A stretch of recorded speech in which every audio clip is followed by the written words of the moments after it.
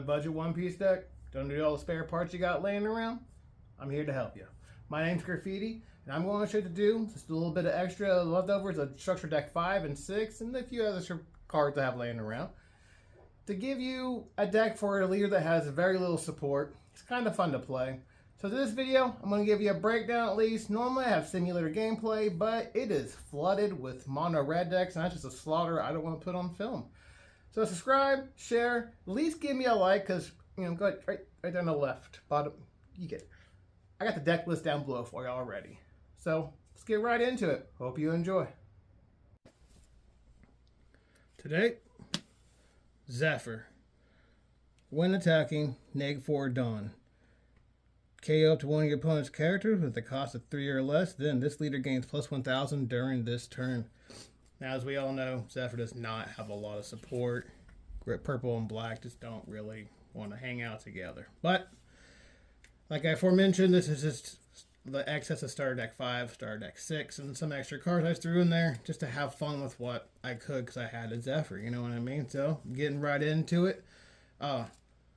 I'm just disclaimer this right here. I do not know how to say half these names properly. I'm not going to play I do. So if you want to light me up in the comments, correct me, please do. I have thick skin. So, like I said, getting right into it. Speaking of weird names, Kurozumi Higurashi.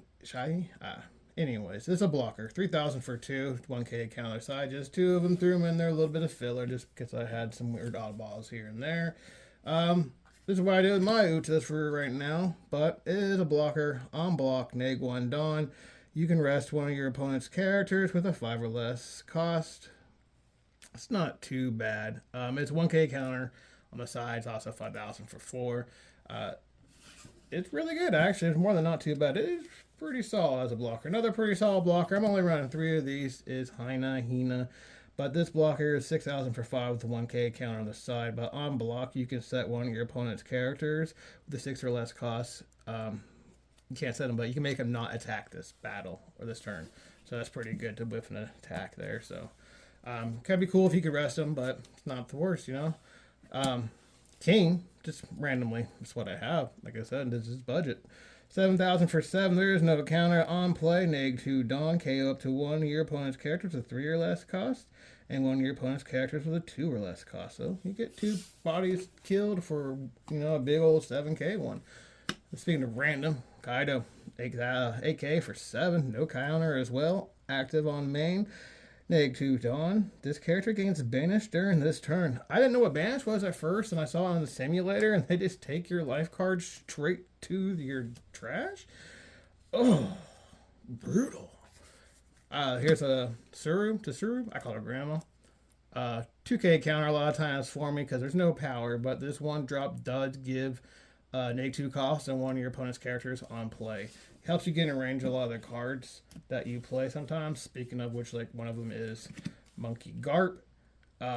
It's 6,000 for 5. Has no counter, but, you know, activate on main. You may trash one card from your hand and then rest his character. And then you can KO one of your opponent's characters with a 4 or less cost. You know, just kind of a little synergy there. Protection with the Suro and to the Monkey Garp kind of, you know, help go hand in hand. Queen. This one was one of those little fun value ones. It's a 5k for 6. They don't expect Queen to come down. You can use it for the counter at 1k on the side, but, you know, that's a situational piece. But this card on play, -1 Dawn. This character gains rush during this turn. Give one of your opponent's characters -2,000 power during this turn.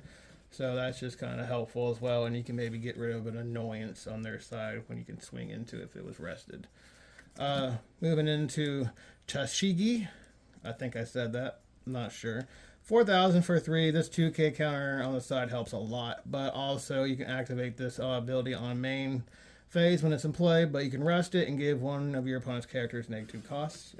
Helps you get in range for other cards. Just like Tesoro or Suri or whatever Grandma there is. Shiki. I always go Chicago. But 3,000 for 2. This 2k counter a lot of times for me just kind of helps save it. It's a body. When the trigger goes off, -1 Dawn, just play it. That saved a couple times. Not the game, but it was pretty solid. This is just a nice fun little brew. Real fun to play. Real fun. Like real aggro at times, or just a lot of blockers and stuff. Hitokiri Kamazo. No, not sure. 5,000 for 4, 1k count on the side. On KO, that is the biggest discrepancy a lot of times, and confusion. People will think a lot of them are on play. This is on KO. Neg 1 Dawn. KO with one of your opponent's characters. That it has a cost of 5 or less. So when it dies, it takes a body with you. So, I mean, 1 for 1, 2 for 1 sometimes. You never know. Kobe. 4,000 for 3. 1k count on the side. This is one of those cards that help reduce get for cards like Kobe here on play. You can trash a card from your hand and KO one of your opponent's characters with 3 or less cost. Kobe is just, Kobe. Can't go wrong with the Kobe. Isuka. 4,000 for 3. 1k count on the side. Times 1 Dawn. Once per turn. When this character battles and KOs one of your opponent's characters, set this character as active. So you get 2 swings, hopefully. Great. I like to load up heavy Dawn early in the game if I can get Asuka down there, and watch me try to get into at least a character into a leader swing after. It's kind of great to see what they would do. Challenge them, see what, this pressure. Speaking of just random stuff in here, Gild Tesoro. 6k for 5, no counter, 1 attacking, neg 2 Dawn, draw 2 cards. Card advantage is pretty key. It's not the greatest, but hey, tell me what you would do different. Let me know down in the comments below. Judgment of Hell, 3 of these. This counter for 2, neg 1 Dawn, give up to a total of 2 of your opponent's leader or character cards negative 3,000 power during this turn. So at least 2 targets, up to 2 targets, shrink their power. So great. It's like after the first one, they'll be like, oh man, they're going to be seeing that 2 saved, and they're going to be like, I'm not liking that. But the trigger also is if your opponent has 6 or more Dawn on their field, you can return 1 of their Dawns to their Dawn deck. So, I mean, hey, if you feel the need, there's that situation where you do need to do that. Lion's Threat, Imperial Earth Bind. For 3 Dawn, then rest 2 on your main. You can KO up to 1 of your opponent's characters at 5 or less cost, and then it has a trigger of add up to 1 of your Dawns as active from the Dawn deck into play. Don't know when you would need to do that, but like, subscribe, and share. Let me know down in the comments what you liked or what you do different. I hope you enjoyed.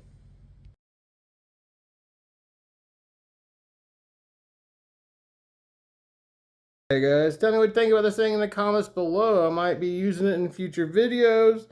If I do, no idea what to call it, so maybe give it a name. Tell me to get rid of it. What you think of it in the comments. Yeah, maybe. Or maybe some likes, subscriptions, share. I don't know. But hey, it's all for you guys.